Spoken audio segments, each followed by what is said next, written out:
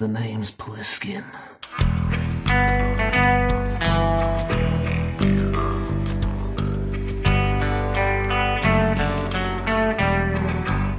Escape from LA is a 1996 film directed by John Carpenter, and it is the sequel to his 1981 masterpiece, Escape from New York. It's a film that I've watched 3 times now, and on the first 2 initial viewings, it's a film I absolutely loathed. There was nothing about this film aside from a few scenes that I really enjoyed.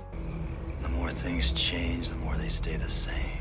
But there was something about this film that kept me coming back to it, not only as a fan of Snake Plissken, of the world of John Carpenter's directing and his writing, and especially his music, but this film had something to offer. I eventually gave it a third shot, and to my surprise, I came around and really enjoyed it. It's a film with a very weird tone in comparison to Escape from New York, because it's much more campy and silly, and not necessarily as atmospheric as the first film, but what it makes up for in the lack of atmosphere is a really entertaining and silly sensibility to its tone.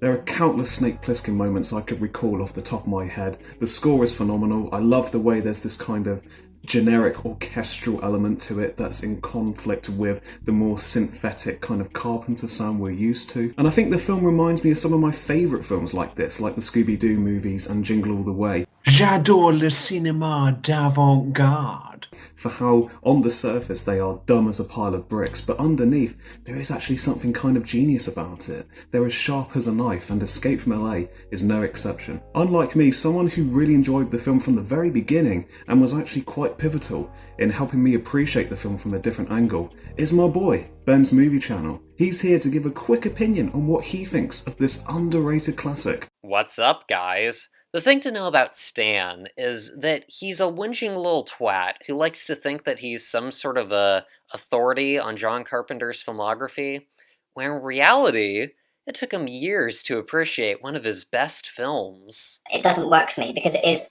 a literal carbon copy of the first film, and it has no subtlety to it. It has nothing clever about it. You're garbage. See, I'm not a monster. I'm just ahead of the curve. Nah, but in all seriousness, glad to hear you like the film now, Stan. Escape from LA is an aggressively stupid film. It's a film in the vein of crap like Home Alone 2, where it's just a shameless, lazy carbon copy. And I'm not sure how much there is left to say other than it's a masterpiece and you're wrong if you don't like it, and it's great. I've heard people contextualize the film by saying that it's basically just John Carpenter and Kurt Russell wasting Paramount's money. And yeah, the film just gets even better when you view it through that context.